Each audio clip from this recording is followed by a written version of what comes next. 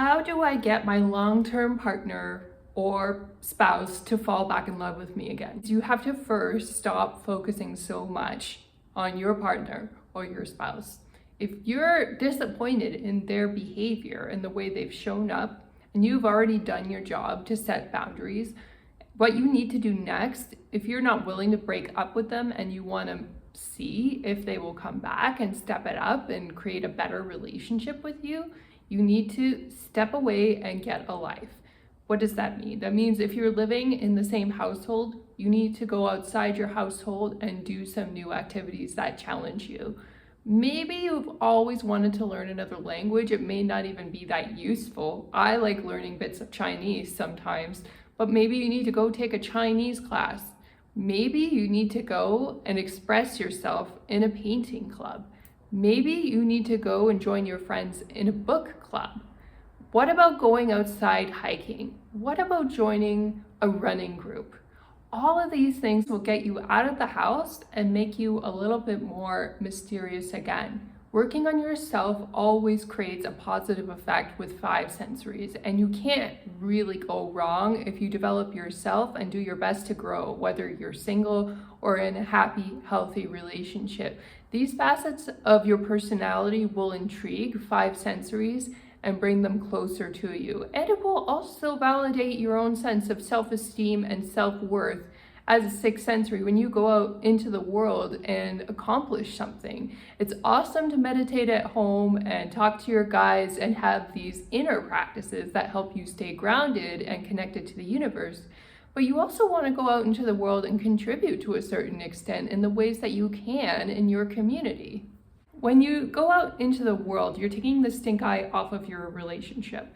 I'm not saying your feelings of dissatisfaction aren't legitimate. Having said that, it could be not as bad as it seems. It really depends. If you're doing the right things and things get worse, then it's a sign that maybe that relationship does need to end. But if you're going out into the world, what might happen is you take your negativity off of the relationship and it will naturally begin to heal when you give it space. And that's why it's such a valuable thing to try before you jump into the final steps of potentially breaking up or divorcing with somebody who is not a good fit for you. If you've had a long-term relationship in the past and a lot of really great experiences and memories, it might be worth doing a bit of work on yourself to make sure that you're in a positive state, to make sure you're seeing things clearly as a 6th sensory.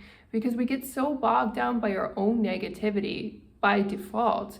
I mean, look at the negativity of the world, the news, the things that are going on politically and in your community, the bad traffic jams.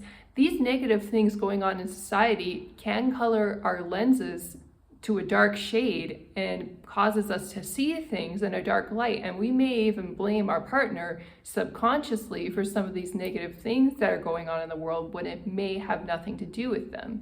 I know that sounds like a stretch, but it's actually a more common phenomenon than people think, especially if you spend a lot of time with your partner and you feel depressed. You're more likely to accidentally attribute negative attributes to them when they haven't done anything wrong. And the way to heal that is to just spend a bit of time apart from them. Spend a bit of time calming down, working on yourself, and being a happy, healthy person in society. It also helps to let go of some of these negative influences. If you're struggling in your relationship and you're also watching a lot of murder shows and you're watching a lot of news and you're listening to a lot of heavy metal, depressing music, I'm not saying those things cannot have any place in your life ever again, but you may want to pump the brakes on all of those because they could be coloring your attitude accidentally towards the good things that are in your life.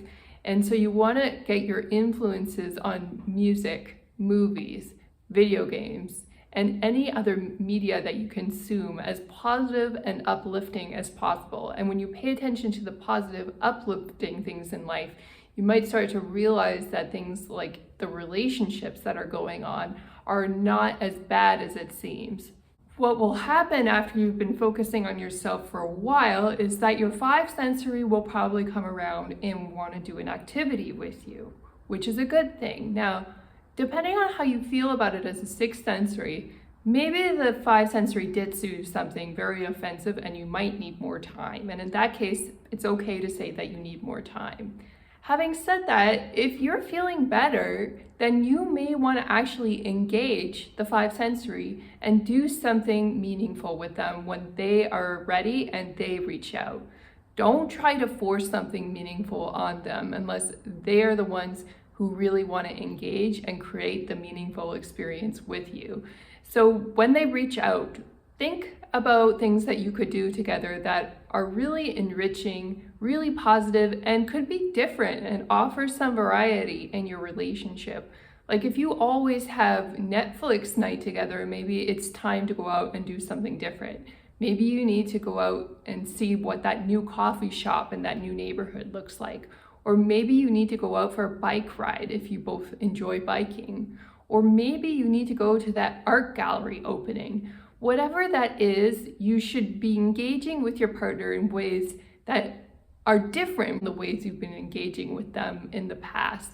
Why? Because you'll build new happy experiences together, and that will start offsetting some of the bad experiences. It's harder to offset the bad stuff when you're doing the same things over and over again and you're a little bit bored and lifeless in your relationship.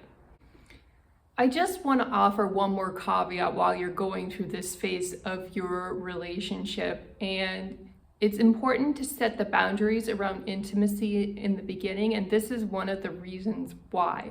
Later on, after you've become intimate, whether it's after you've been married or if you've been living together or whatever the situation is, you have to continue being intimate with the person, no matter what happens. Unless some sort of strong abuse has happened, then maybe you can set a boundary. Having said that, you can't just punish your partner by not giving them intimacy if they've said or done something that you found disappointing or offensive. And the reason why this is because once intimacy is introduced into a relationship, regardless of what phase it's introduced, it becomes part of the relationship. And withholding that actually gets you in trouble at that phase of the relationship. So if you don't want to engage intimately on the regular basis early on in your relationship, that is a valid, legitimate choice.